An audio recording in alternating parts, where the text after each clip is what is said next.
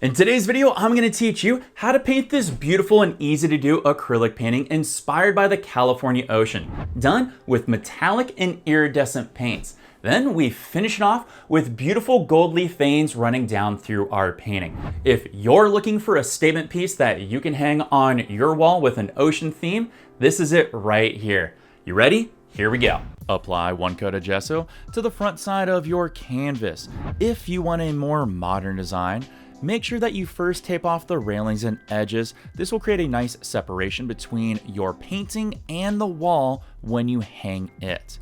Next, make sure that your application of gesso is 100% even and also 100% completely dry before moving on to the next step. To apply my paint and color, I will be using a seafoam brush that I've cut down to the size of my hand. I like this because it gives me more control and it has all these different pits and valleys in it to make different variations happen within the paint. Now, there are a few tricks when it comes to making a beautiful and easy gradient in this painting style. Trick number 1 is when you first start applying paint, you can be a little heavy-handed to cover more space on your canvas. So don't be afraid to put a little more paint on and apply a little bit more pressure. But make sure you make all of your application pushes nice and even so you don't have too many high and low points. Next is, it's probably smart to mark off your canvas for where you want the gradient transitions to happen. It's a little hard to see, but I've put tape marks for me down on where I want to transfer between my dark blue, my aqua, my white, and my gold. This makes it easier for me for when I need to know to transition from one color to next to make those beautiful gradients. From here, we just want to make sure we apply all of our base colors down and transition beautifully from our dark blue to our aqua, to our white, and then off to our gold. I want to take a quick moment and talk about one of my favorite gold colors, which is from Liquitex. This right here is Iridescent Bright Gold. And let me tell you, this thing shines and shimmers and looks beautiful in so many different lights. I'll do you a favor like I did with all the other colors and put links to it down below. Now, this is an acrylic ink, so it's very strong. So you're going to need more paint than you think, and it's going to absorb quickly into our canvas material. So you want to work a little quicker here. Apply a little bit more pressure and tap in to get that beautiful gradient that you want to come across to the transition lines that we've established with our tape. Once you've applied all of your base color, which would be your deep water blue, your shallow water aqua, the whitewash white, and our golden beach sand, we can start to do some touch-ups to make some beautiful effects happen and improve our gradient. Now, the touch you want to have here is a very light touch and allow that sponge brush to have that random technique to be pushed in just with a little bit of pressure. This will add to the beautiful gradient transition, leaving us with a beautiful gradient and an ombre technique. Now you could stop here and have yourself one awesome minimalistic ocean-inspired gradient painting. But if you want to make it really stand out, we can add some gold leaf details. I like to drop down some lines using some PVA or craft glue and then clean them up with an X-Acto knife.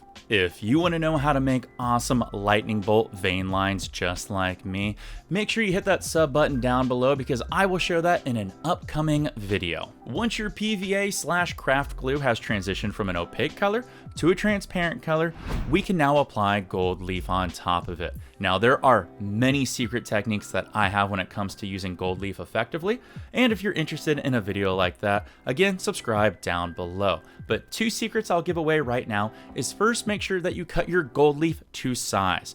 This will eliminate any excess waste and save you money. Next is make sure you get yourself a nice flat pair of tweezers. This allows you to extend the gold leaf across the entire section that you want to apply it to, and it also ensures that it won't stick to anything like your fingers, clothing, or anything like that. This will give us an effective way to apply the gold leaf down on top of our surface. From here, all you got to do is lay the gold leaf down and rub it in. Make sure there's a section between you and the gold leaf. Wax paper, parchment paper, anything that will allow you to rub the gold leaf into our PVA/craft glue. Now, just repeat these steps over and over and over across our entire lightning bolt/vein section. I personally just like to use my finger as it can mold and shape into all the different weaves and turns and cracks within our lightning bolts here. When it comes to removing a gold leaf, I do recommend doing this outside because it can be messy, but I'm going to sacrifice my room and show you how I do it. I like to use two different types of paint brushes, one with a semi-firm bristle and one with a soft bristle. Starting with the semi-firm, I like to push in and wipe away slowly, so that way I can push in with the bristles and push that gold leaf into the nooks and crannies and make sure it adheres to the correct positions. I'll go across all my gold leaf sections here and wipe away the excess. Then I'll come back with a softer bristle brush and do some slight clean up to make sure I really get a smooth transition of that gold flowing all the way down and across. When all of our gold leaf is wiped away and pushed into a trash can, we can do some final detail cleanup. I guess I lied. I'm going to give away another one of my secrets, which is masking tape wrapped around my fingers. This allows me to pull off the excess small pieces of gold leaf that have kind of just woven themselves into nooks and crannies. All you have to do here is just lightly touch above the gold leaf. If it's in a stronger spot of the weave of the canvas, you can push harder, but a lighter touch will work wonders here. Make sure to look at your canvas from different angles to see the reflection of the gold leaf that you want to remove. This is one of the best tips when it comes to using gold leaf, so make sure you don't skip this step here.